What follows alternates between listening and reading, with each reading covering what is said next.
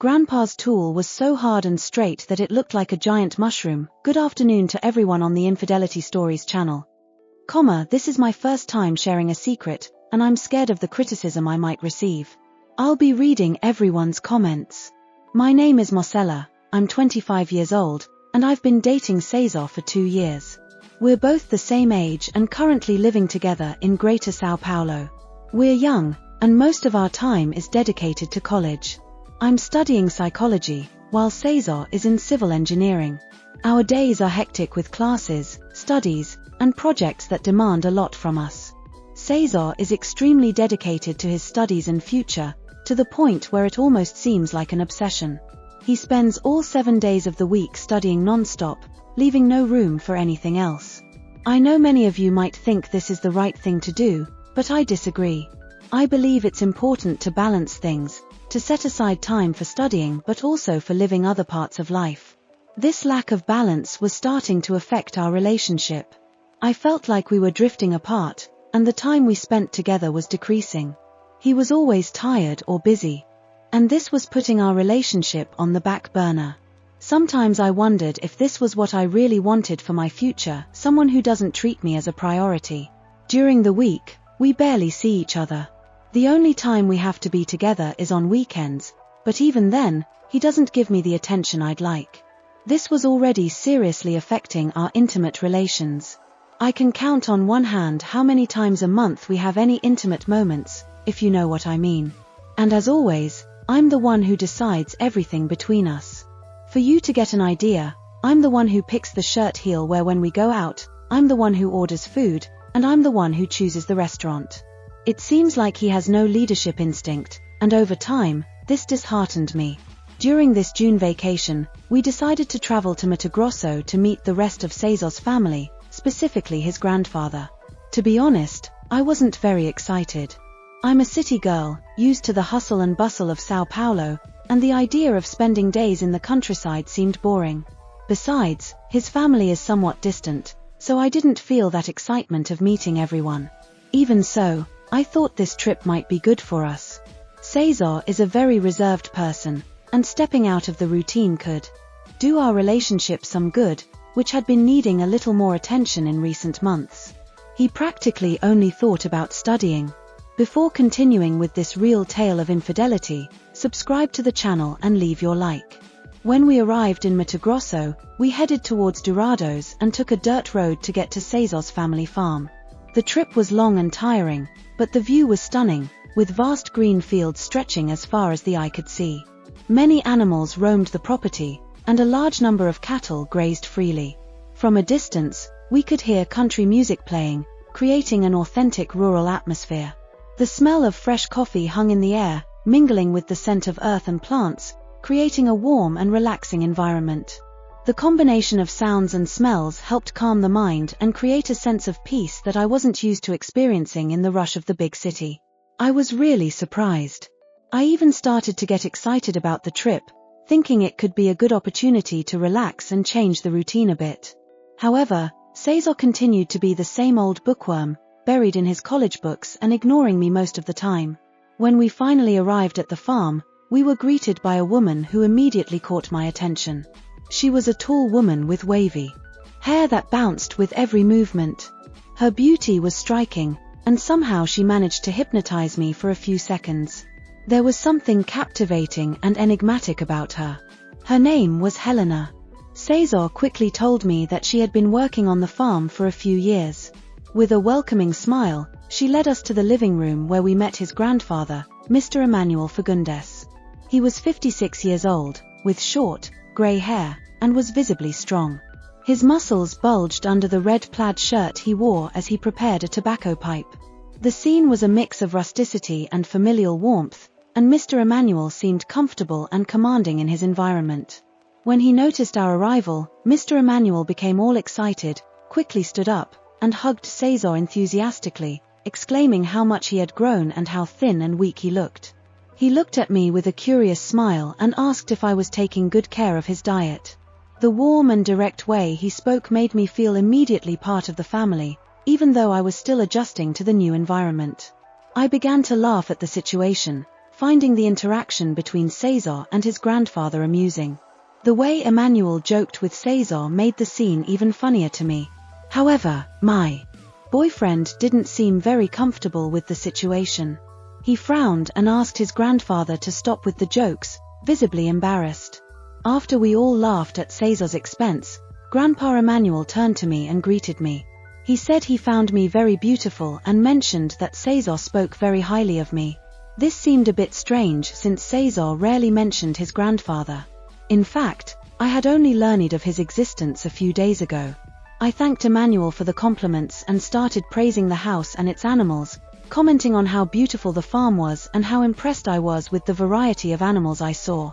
Cesar quickly went upstairs with the luggage while I stayed chatting with his grandfather. Emmanuel asked me to accompany him through the corridors of the house, and I gladly accepted. He was eager to tell me everything about the farm, the history of the place, the variety of animals, and even details about the employees who worked there. As we walked through the corridors, he enthusiastically described every corner of the property, talking about the special care he gave to his cattle and how each one had a name and a story. As I walked with Emmanuel through the corridors and rooms of the house, I began to notice that the decor and furniture were very different from what I was used to. The walls were decorated with carnival masks, and there were several statues of people kissing. The decoration was quite alternative and mixed different styles and objects in a very eclectic way. I realized that Emmanuel had a very unique taste. The things in the house showed a lot of his personality and way of being. While exploring the house, a door caught my attention. It was entirely painted red, and for a moment, I stood there completely mesmerized. The vibrant color contrasted with the rest of the house's decor. Emmanuel noticed my interest and, with a smile, approached. "Did that door catch your eye, my dear?" he asked, looking at me with a curious gleam in his eyes. The curiosity about what could be behind that unusual door consumed me completely. I let out a surprised smile and replied, "Yes, it really caught my attention." The curiosity about what lay behind that unusual door engulfed me completely. I stood there, staring at the red-painted door, while Emmanuel watched me with a curious smile. The difference between it and the other doors in the house, which were ordinary, was striking. The vibrant red color contrasted sharply with the rest of the decoration and drew even more attention for being so distinct. So I asked Emmanuel why that door was red while the others were ordinary. He was silent for a few seconds, which only heightened my curiosity. With a sly smile, he replied that the door was the entrance to his private amusement park, but he added that the toys were a bit different if I caught his drift. Emmanuel's answer only increased my curiosity and heightened my desire to discover what really lay behind that door. He spoke with such emotion about his toys that I couldn't help but feel fascinated and eager to know more. Without hesitation, I asked Emmanuel if he could show me the inside of the room. I joked that I was so anxious and curious that I could hardly wait to find out what was behind that red door. He laughed, and with an enigmatic smile, made me a proposal. He would show me what was behind the red door, but on one condition: I couldn't tell anyone, especially Cesar. He concluded by saying that it would be our secret. We walked towards the red door, and my heart raced. I had an idea of what might be inside, but curiosity drove me to see it with my own eyes. When we reached the door, Emmanuel took a golden key out of his pocket and inserted it into the lock. The key turned smoothly, and the sound of the latch being released only heightened the tension of the moment. When Emmanuel opened the door, neon red lights instantly turned on, plunging the room into a dark and provocative ambience. As we entered the room, I could see the grandeur and dimension of the space that the door seemed to hide. The walls were lined with a wide variety of adult toys in all colors, sizes, and shapes you could imagine. A counter was filled with oils and fragrances, ready for anyone who wanted to use them. On one wall, handcuffs, ropes, and a collection of costumes were displayed. In the center of the room, a huge bed dominated the space, equipped with leather straps that further emphasized the room's atmosphere. The environment completely captivated me. I had never seen anything like it before, and the atmosphere, with all those toys and the large bed in the center, left me in awe. Emmanuel noticed my enchantment and, with a satisfied smile, asked what I thought of the place. Before continuing with this real tale of infidelity, Make sure to subscribe to the channel and leave your like. I looked around, captivated by everything I saw, and told Emmanuel that I found it all very curious and interesting. I joked that his wife must be very happy with such a special space, participating in all these adventures. He chuckled softly and explained that he was single and had no intention of remarrying anytime soon. He mentioned that he usually enjoyed this space with his girlfriends, taking every opportunity to have fun and explore everything the room had to offer. To lighten the mood a bit, I joked by asking, "Girlfriend, Mr. Emmanuel? So you're quite the charmer, aren't you?" With a playful smile, he responded, "Not a charmer, my dear, just a lover of women." We finished the tour of the Red Room, and Emmanuel escorted me back to the quarters where Cesar was waiting for me. On the way, he reiterated the importance of keeping the room a secret, and I whispered that he didn't need to worry, promising that our secret was safe. When we arrived at the door to the room where Cesar was waiting, Emmanuel bid me goodbye with a kiss on the cheek, thanking me for the company. His kiss left me slightly disoriented, but I thanked him for the hospitality and entered the room. When I walked in, I found Cesar lying on the bed, already snoring, exhausted from his day. I felt frustrated and intensely desired a moment of intimacy with my boyfriend, especially after seeing everything in that room. The contrast between what I had seen in the Red Room and our reality left a void that I longed to fill. The frustration of not getting anything and the feeling of being alone made my desire quickly dissipate. I decided to settle down in the room, change clothes, and explore the house a bit more. I needed to breathe some fresh air and distract myself from the accumulated stress. As I descended the stairs and followed the corridor, I began to hear voices and some moaning coming from the direction of the Red Room. Curiosity and the impulse to discover what was happening drove me closer, my heart racing. I got closer, trying not to make any noise and hiding to see what was going on. As I approached, I started hearing Emmanuel's and Helena's voices mixed with tones of pleasure and passion. I was shocked by what I was hearing, words and feelings I had always wanted to hear but that Cesar never had the courage to say to me. Helena was receiving the kind of attention I had always dreamed of, something many women would also wish for. What was happening behind that door was something new for me, and it made me think a lot about what I really wanted and what was missing in my life. Those words and sounds began to stir something inside me that I couldn't explain. I couldn't contain myself and began to imagine Emmanuel, my boyfriend's grandfather. He was the first person who came to mind. I mentally replaced Helena in that room, imagining myself in her place, living that intense and engaging experience.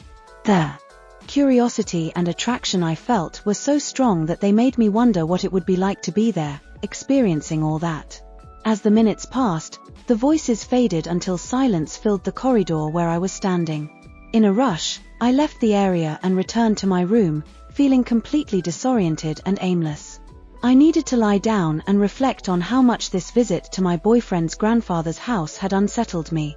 The experience and intense emotions were leaving me confused, and I needed time to process everything that had happened. From my room, I could hear Emmanuel's and Helena's footsteps moving away, accompanied by low laughter.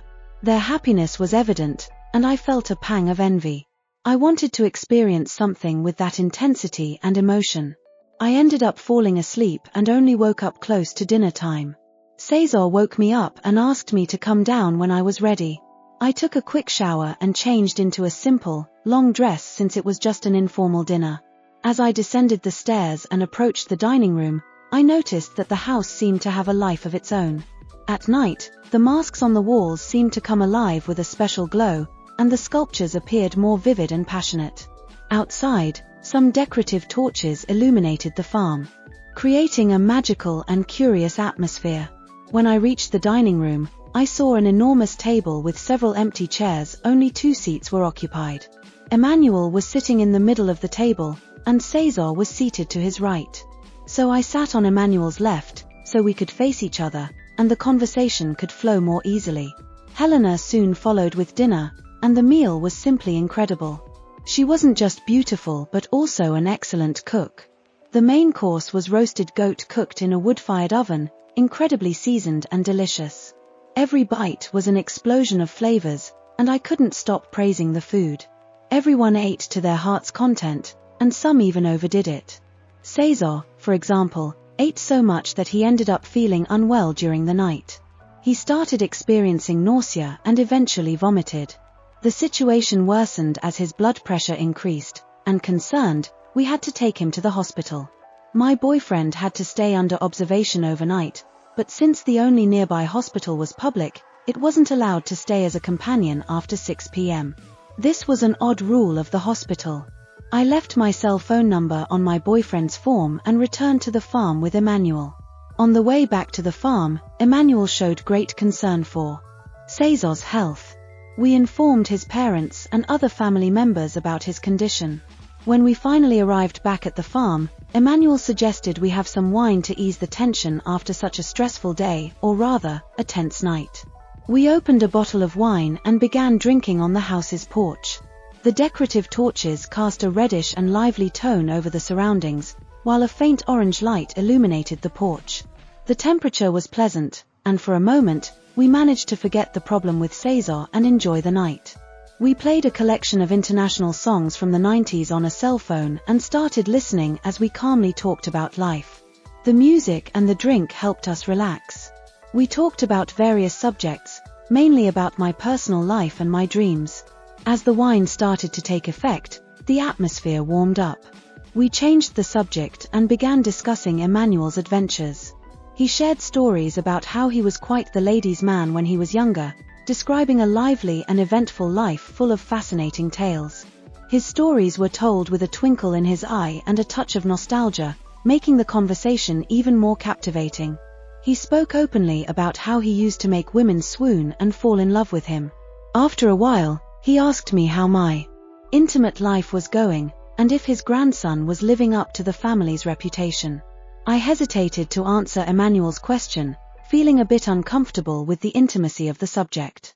Sensing my hesitation, he tried to lighten the mood and break the tension by jokingly commenting that if he had a woman like me by his side, he wouldn't miss a single opportunity to enjoy every moment intensely. His words were accompanied by a playful smile, which helped to ease the atmosphere and made me laugh nervously. We ended up laughing at Emmanuel's joke, and to keep the light-hearted mood, I commented that I would have loved to have known him when he was younger. I said it would have been incredible to be his friend back then. Emmanuel laughed, finding the comment amusing, and jokingly said that perhaps our friendship would have been a great adventure. Emmanuel stood up from the table, visibly excited and with a mischievous sparkle in his eyes, and invited me to dance. With a contagious laugh, he joked that it was time to shake our skeletons, as he put it. The 90s music was still playing in the background, and without hesitation, I accepted the invitation. I accepted Emmanuel's invitation to dance, and we began to move together, very close to each other. The warmth of his body and the closeness made the experience intense and engaging. After a few minutes, the idea of going back to the Red Room returned to my mind. With a confident tone, I confessed to Emmanuel that I couldn't get it out of my head. He seemed a bit surprised by my suggestion, but didn't hesitate. With a smile on his face, he took my hand and agreed to accompany me. Together, we left the porch and headed toward the Red Room. As we walked in the direction of the Red Room, the silence between us grew more charged with tension. Our eyes met repeatedly, and finally, we couldn't resist any longer. In the dark corridor, our lips met in an intense and passionate kiss. Emmanuel wrapped me in his arms with surprising ease, lifting me as if I were as light as a feather. The kiss continued with an urgency that seemed to reflect the intensity of the moment. With a mix of excitement and desire, we made our way to the Red Room. When Emmanuel opened the door to the Red Room, the night's intensity took over us. Without wasting any time, we went straight to the bed, our bodies pressed together and our hearts racing. The loud music filled the room, creating a vibrant and engaging atmosphere. Everything seemed to spin around us as if we were immersed in a magical and forbidden adventure. Certainly, here's the continuation of the story. We spent hours in the Red Room, making the most of the environment and every moment together. The intensity of the night seemed endless, with the vibrant atmosphere fueling our passion. The bed, the toys, the lights, everything combined to create an experience that felt almost surreal. It was as if time had stopped, and we were the only two people in the world. As we were nearing the end of our night together, I noticed a presence at the door, which was slightly ajar. Focusing my gaze, I saw Helena watching us from a distance, making soft noises. The realization that she was there, observing everything, added a strange, unexpected layer to the situation. Her presence made the moment even more intense and bewildering, as if she was somehow part of the experience without being directly involved. When the night finally came to an end, we both fell asleep in the bed, exhausted from the night's events.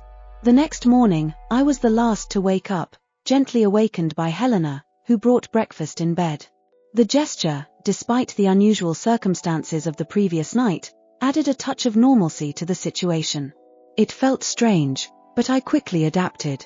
I had already suspected that Helena was Emmanuel's lover, which seemed quite evident. Deep down, I didn't mind at all.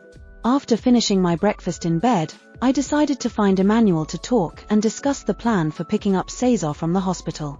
However, when I returned to the farmhouse, I was surprised to see Cesar already back home, ready to recover.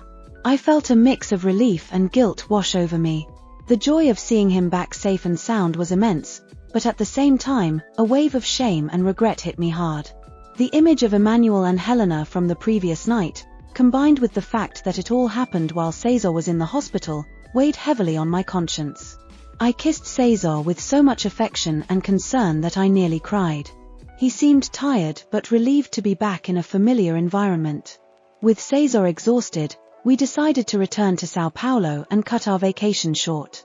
We quickly said our goodbyes to Emmanuel and Helena, keeping up appearances. During the drive back, the silence in the car was heavy. Cesar was too tired to talk, and I was lost in my thoughts. This month, my boyfriend mentioned that the year-end party would be at the farm and that his grandfather insisted that we attend. He also said that Emmanuel spoke highly of me, which left me with mixed feelings, reminding me of the last time I was there. Now I'm wondering whether I should go to that party or not. After this adventure, I'm not sure I want to get involved with his grandfather anymore. What do you all think? Should I go to the party or not? If you liked this video, leave your like and don't forget to subscribe.